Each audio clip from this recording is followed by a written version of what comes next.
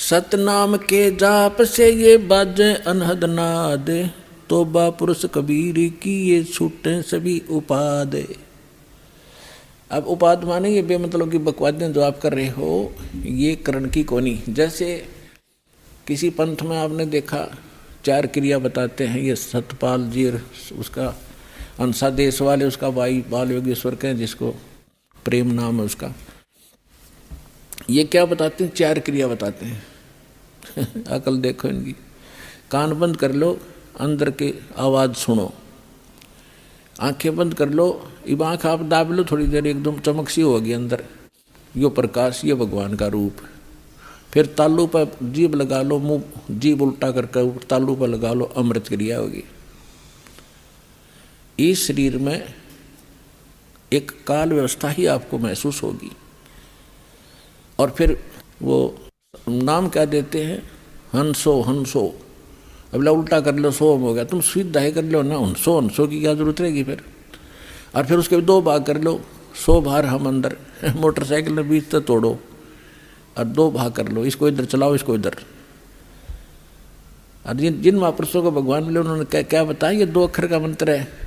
अरे 100 शब्द के देने का अधिकारी भी नहीं है। वेद में लिखा है, ऋग्वेद मंडल नंबर 9 सूक्त 95 के मंत्र 1 में लिखा है कि परमात्मा जब 2 में भी लिखा है, 1 2 में दोनों में, परमात्मा स्वयं आते हैं, कवि की तरह आचरण करते हैं, अपने मुख कमल से वाणी बोलते हैं, और वो यानी एक विशेष गूढ़ मंत्रों का आविष्कार करते हैं। अच्छा ज्ञान जो सही गूढ़ मंत्रों को बताते हैं, आविष्कार करते हैं, यानी नए ढंग से बताते हैं जो पहले ना हो। और परमात्मा भी कहते हैं, सो हम शब्द हम जग में लाए, सार शब्द हम गुप्त छुपाए। ये जो सोहम मंत्र है हम लाए हैं, किसी शास्त्र में सोहम नहीं है। हंसो को उल्टा करने का क्या, तो हंस तो जीव होता है और सोहम मंत्र है। गरीबदास जी ने लिखा है, दम सुदम को सोहद ले, ओ हम सोहम सारे, उल्टा गोता मारिए परले पार दीदारे।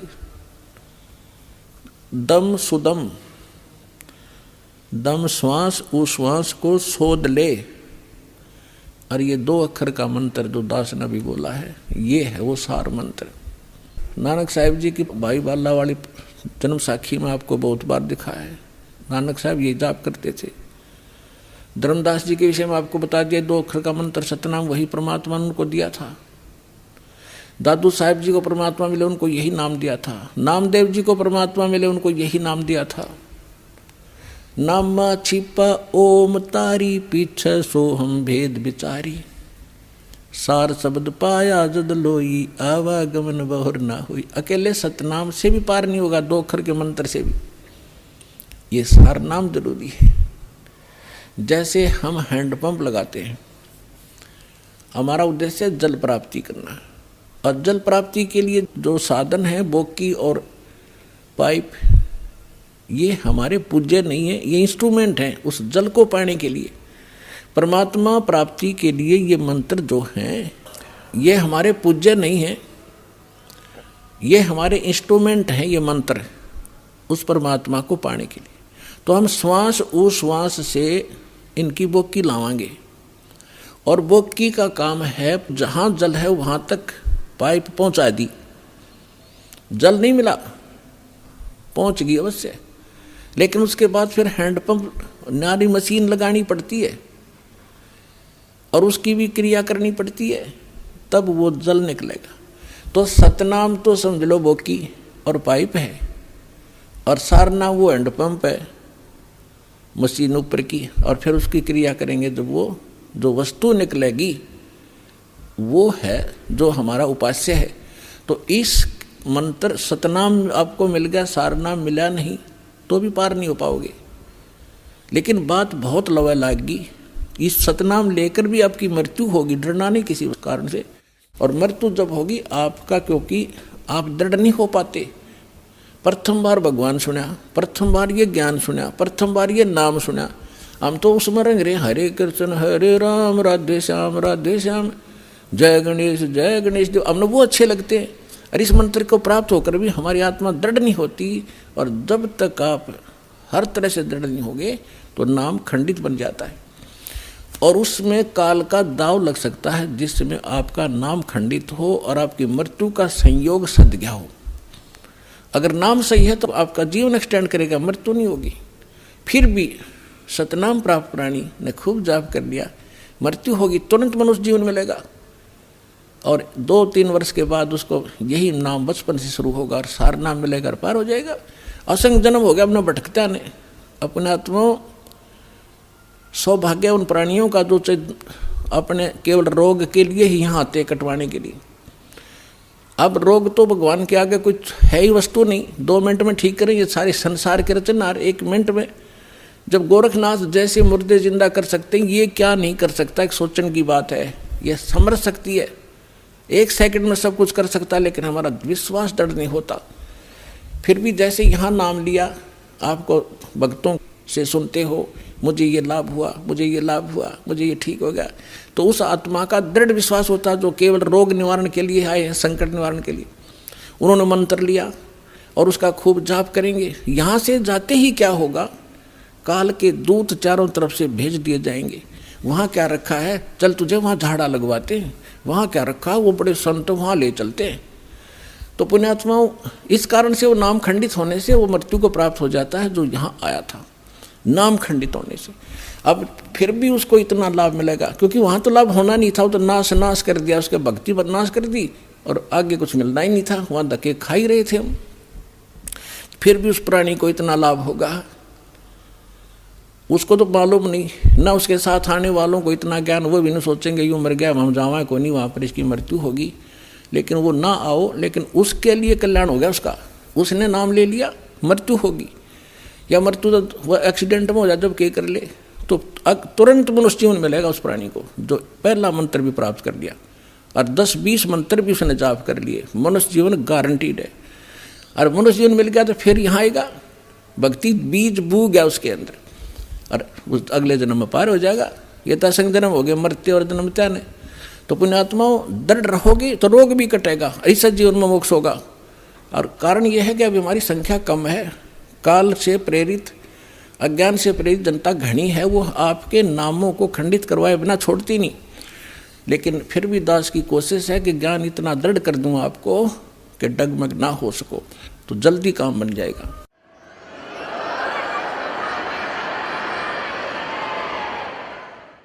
कहते हैं अब जैसे प्रसंग चला था, जैसे कान बंद करके धुन सुनते हैं, धुन कि हमें धुन सुनती है और धुन।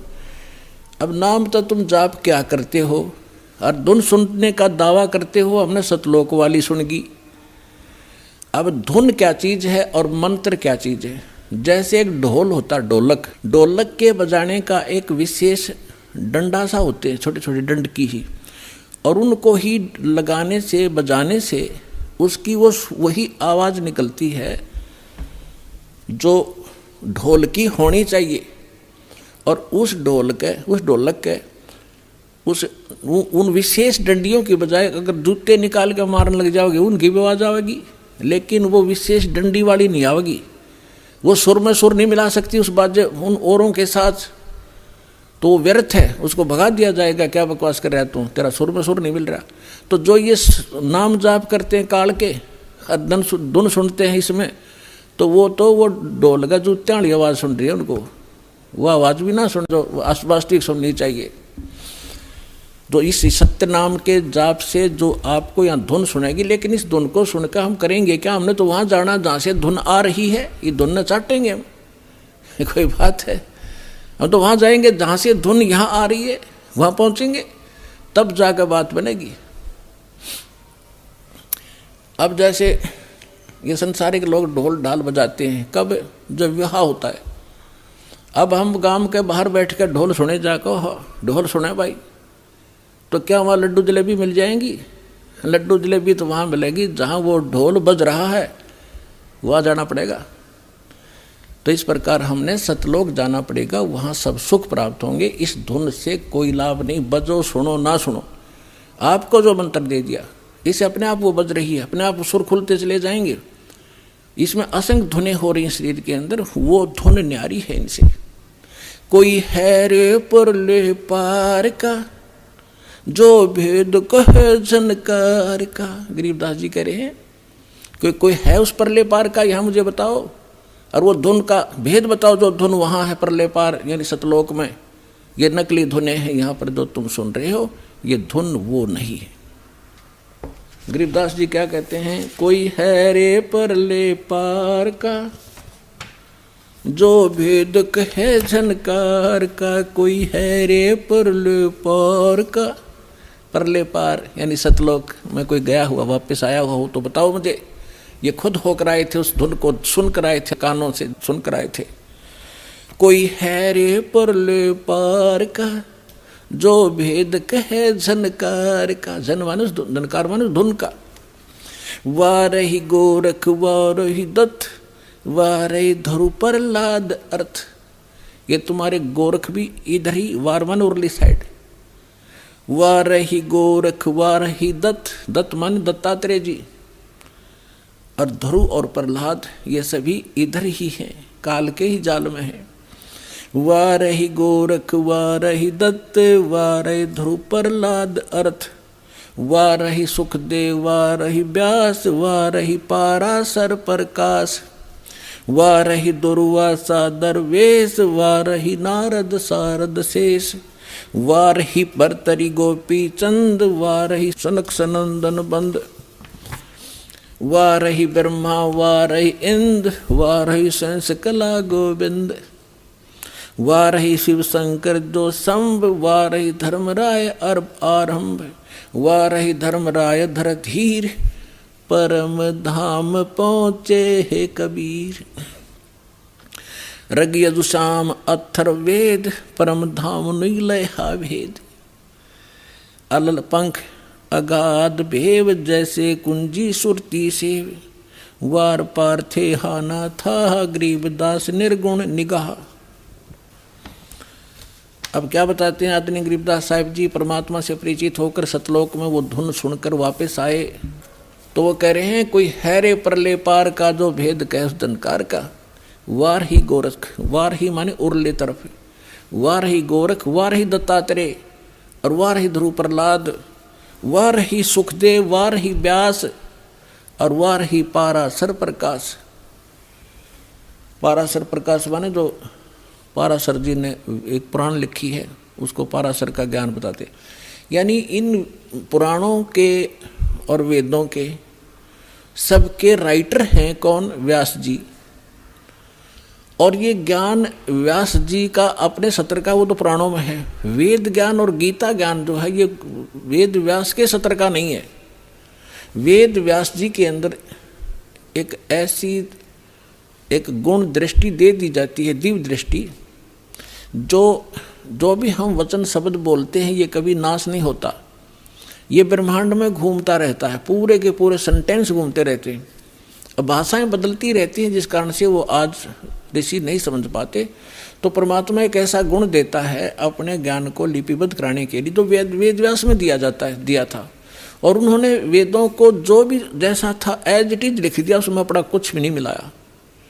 फिर उससे हट करके पुराण भी उन्होंने जिसने जैसा बोला था, गीता ज्ञान जो श्री कृष्ण के अंदर से काल जो बोल रहा था उसको व्यास जी नहीं पहचान सके।